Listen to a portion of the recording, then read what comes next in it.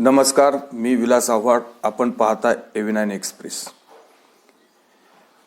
मित्रांनो, पेशवाई काळामध्ये थोरले बाजीराव पेशवे यांची गणपतीवर म्हणजेच श्री गणेशावर अतिशय आगाढ भक्ती होती, प्रेम होतं आणि ते दिवसातील कमीत कमी 4-4, 5-5 तास सुद्धा श्री गणेशापुढं बसून रासायचे. सकाळ संध्याकाळ ते पूजेमध्ये त्यांचा वेळ जायचा. सकाळी 2-3 तास, संध्याकाळी 2-3 तास आणि अतिशय भक्तिमय वातावरणामध्ये गणेशाची पूजा करायचे. आणि त्यावेळेस ते एक प्रकारे पेशवाईचा जो काळ होता त्या काळामध्ये ते एक प्रकारे त्या राज्याचे पंतप्रधानच होते असंही समजायला हरकत नाही. म्हणजेच दिवसभरातील जर 5-6 तास देवपूजा वगैरे करण्यामध्ये जात असेल आणि राज्यकारभारामध्ये जर माधवराव पेशवे, थोरले माधवराव पेशवे वेळ कमी देत असतील तर तो राज्याचं, लोकांचं, तेथील प्रजेचं नुकसान आहे असं समजायला काही हरकत नाही. मग त्यावेळचे जे काही न्यायाधीश होते रामशास्त्री यांनी त्यांना सुनावलं होतं, फटकारलं होतं आणि मग तिथून पुढं माधवराव पेशव्यांनी आपला नित्यक्रम थोडासा बदलावला. पण त्यांनी काही गणपतीची पूजा वगैरे करणं बंद केलं नाही, पण वेळ कमी केला आणि प्रजेला वेळ देण्यासाठी त्यांनी ठरवलं आणि दिला पण. काही प्रमाणामध्ये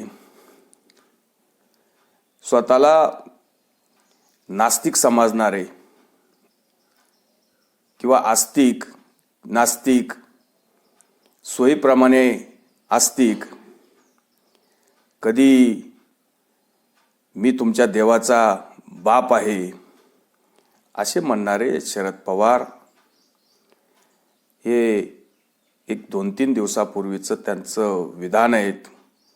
त्यांनी पंतप्रधानांवर जे काही सरसंधान टीका केलीत ती या संदर्भात केलीत की नरेंद्र मोदींनी जे काही नाशिकच्या दौऱ्यावर आले होते, काळाराम मंदिरात त्यांचं दर्शन झालं आणि तिथून पुढे 11 दिवसांनी अयोध्येमध्ये रामलल्लांचं प्राणप्रतिष्ठेचं जो काही कार्यक्रम आयोजित आहे त्या कार्यक्रमासाठी त्यांनी 11 दिवसाचं अनुष्ठान ठेवलेले आहे.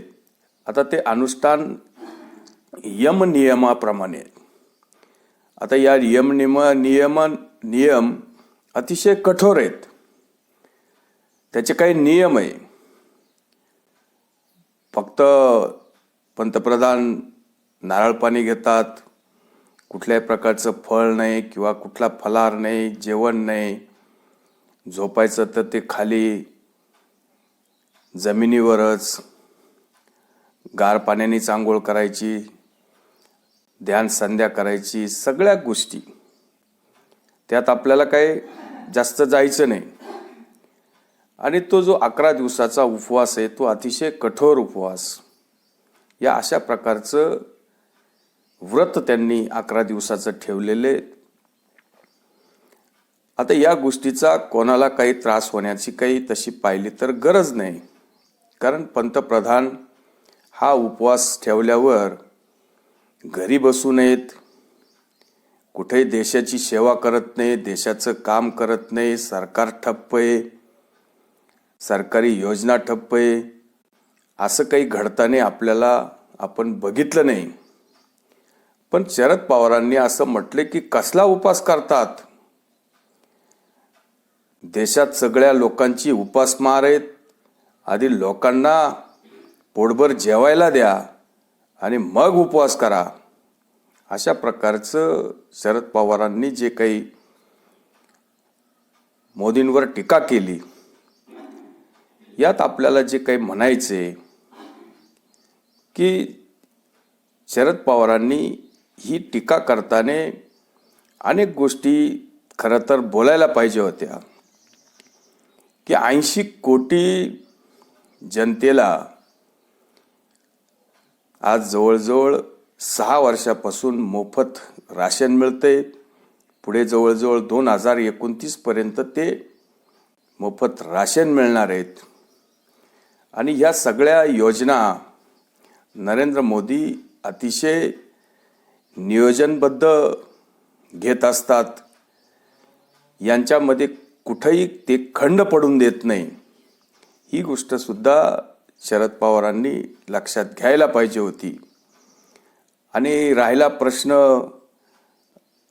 प्राणप्रतिष्ठेसाठी जो काही 11 दिवसाचा जो काही उपवास ठेवलाय हा त्यांचा वैयक्तिक निर्णय आणि तो देशासाठी चांगला वाईट जे काही लोकांना म्हणायचे ते म्हटलं पाहिजे. तो काही भाग नाही. पण त्यांच्या कामामध्ये कुठेही खंड पडलेला दिसत नाही. अक्षरशः आपण 10 वर्षात आपण बघितलं असेल की पंतप्रधान नरेंद्र मोदींनी 1 दिवसाची सुद्धा सुट्टी काढली नाही किंवा 1 दिवस त्यांनी कुठंतरी आराम करायला गेले असं सुद्धा आपण बघितलं नाही. आता एखाद्या माणसाची देवावर श्रद्धा असते. एखादं मोठं कार्य जेव्हा देशामध्ये होणार आहेत त्या अगोदर देवांचं स्मरण, देवांच्या बाबतीतलं जे काही व्रत, ज्या काही गोष्टी करायच्या त्या गोष्टी नक्कीच केल्या पाहिजे. तसं पाहिलं तर पंतप्रधान पद हे अतिशय महत्त्वाचं आहे. त्यांना तर कोणी म्हटलं नसतं की तुम्ही 11 दिवसाचा उपवास करायला पाहिजे की 15 दिवसाचा करायला पाहिजे. काय कोणी त्यांना विचारलं नसतं. 22 तारखेला सकाळीच विमानात बसले असते, अयोध्येला गेले असते, तिथं प्राणप्रतिष्ठेच्या कार्यक्रमाला हजर झाले असते, परत घरी आले असते, तरी त्यांना काही कोणी विचारलं नसतं. 11 दिवसाचा उपवास धरायची गरज नव्हती असं पण आपण म्हणू शकतो. पण जबाबदारीचं जेव्हा एखादा माणूस पालन करतो, इतकी मोठी जबाबदारी, आज 500 वर्षापासून जो काही हिंदू समाजावर जो काही अन्याय झाला होता, हिंदूंचं आराध्य रामलल्ला, हिंदूंचा आत्मा प्रभू रामचंद्र यांचं जे काही प्राणप्रतिष्ठेचं अतिशय मोठं भव्य असं मंदिर होते आणि त्याची प्राणप्रतिष्ठा कार्यक्रमासाठी आपण पण तितकंच सज्ज पाहिजे. आपली पण भक्ती तशीच पाहिजे. आपण पण त्या कसोटीतून गेलो पाहिजे. जे काही आपण मर्यादा पुरुषोत्तम आपण प्रभू श्रीरामांना म्हणतो त्या मर्यादेत सुद्धा आपण कसोटीत उतरतोय की नाही ही गोष्ट सुद्धा आपण दाखवली पाहिजे. अर्थात पंतप्रधान हे नरेंद्र मोदी हे 140 कोटी जनतेचे प्रतिनिधी म्हणून तिथं प्राणप्रतिष्ठेला बसणार आहे. ते वैयक्तिक नरेंद्र मोदी म्हणून तिथं बसणार नाही. न्यास कमिटीने या ट्रस्टने पंतप्रधान नरेंद्र मोदींना निमंत्रित केलेले, फक्त नरेंद्र मोदींना निमंत्रित केलेलं नाही. त्यामुळं पंतप्रधान नरेंद्र मोदी जेव्हा 11 दिवसाचं अनुष्ठान करतात हा आपल्यासाठी गर्वाची गोष्ट आहे. आपण नेहमी गर्वच केला पाहिजे की आपला प्रतिनिधी, प्रत्येक जणाला असं वाटलं पाहिजे का मीच तिथं प्राणप्रतिष्ठेला बसतोय. हा एक गर्व असतो. आता तुम्हाला उदाहरण म्हणून एक सांगितलं पाहिजे की जेव्हा अफजल खानाचा वध जो काही प्रतापगडावर शिवाजी महाराजांनी केला तर ती दुपारची वेळ होती. म्हणजे 3:30 ते 4च्या दरम्यान शिवाजी महाराजांनी अफजल खानाचा वध केला. तर त्या पहाटे 2 वाजता छत्रपती शिवाजी महाराज 2, 2:15 पहाटे उठून महादेवाच्या म्हणजे शंकराच्या मंदिरात जाऊन सकाळीच जवळजवळ 6 वाजेपर्यंत म्हणजे जवळजवळ 3:30 पावणे 4 तास मंदिरात बसून शंकराची पूजा करत होते आणि भवानीची पूजा करीत होते. भवानी मातेला प्रसन्न करण्यासाठी पूजा करत होते. भक्तिमय झाले होते आणि ज्या काही गोष्टी त्यांना दुसऱ्या दिवशी ज्या काही अफजल खानाला भेटायचं होतं त्याच्यासाठी महादेवांनी त्यांना ताकद द्यावी, भवानींनी त्यांना ताकद द्यावी याच्यासाठी शिवाजी महाराजांनी जवळजवळ 3-3.5 तासाची महादेवाची आणि भवानी मातेची पूजा केली होती.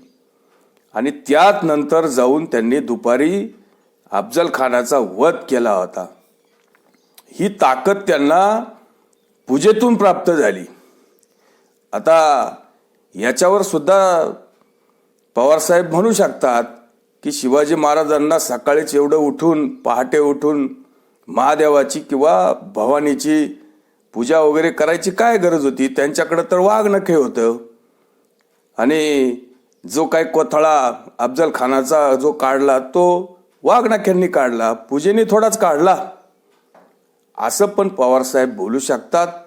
कारण पवारसाहेब हे देव मानत नाही, ते कुठला पूजा मानत नाही. जर कोणी पूजा वगैरे काही म्हटलं किंवा पूजेचा कार्यक्रम ठेवला तर त्यांना राग येतो, त्यांना त्या गोष्टीचा अतिशय द्वेष आहे. त्यामुळं नेहमी ते कधी कधी कार्यक्रमात सुद्धा म्हणतात की मी तुमच्या देवांचा बाप आहे. अशा प्रकारचं पवारसाहेबांचं सुद्धा ही गोष्ट सुरू असते. आणि पवारसाहेब ह्या गोष्टी कधी बोलत नाही की महात्मा गांधीजींचा उपवास, मग महात्मा गांधीजी पण उपवास करायचे.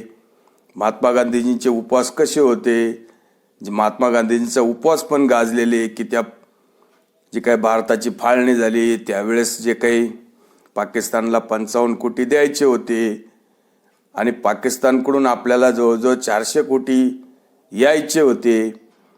पाकिस्तान आपले 400 कोटी देत नव्हतं, पण भारताकडून महात्मा गांधीजींना असं म्हणायचं होतं की आपले 55 कोटी आपण देऊन टाका. ते देतील न देतील नंतरचा भाग आहे, पण आपण बाकी 55 कोटी देऊन टाकले पाहिजे. याच्यासाठी जे काही महात्मा गांधीजींनी उपवास केला होता, शेवटी 55 कोटी आपल्याला पाकिस्तानला द्यावा लागले. पाकिस्तानने आपले 400 कोटी बुडवले. आणि नेहमी महात्मा गांधीजी पण नेहमी उपदेश हिंदूंनाच करायचे आणि सांगायचे की बदल्याच्या भावनेने कुठेही आपण काही असा संघर्ष करू नका. मुस्लिम समाजाला बाकी महात्मा गांधीजींनी कधी उपदेश केला नाही. त्यांना बाकी सांगितलं की तुम्ही तुमच्या पद्धतीने स्वतंत्र आहात. या भारतामध्ये तुम्ही तुमच्या पद्धतीने तुमचे कायदे वापरायला स्वतंत्र आहात. अशा पद्धतीने सुद्धा आपण ह्या सगळ्या गोष्टी बघितलेल्या आहे. आणि मग पवारसाहेबांना जे काही म्हणायचं होतं की देशात महागाई आहे, देशामध्ये लोकांना खायला मिळत नाही, देशामध्ये हे नाही, देशामध्ये ते नाही.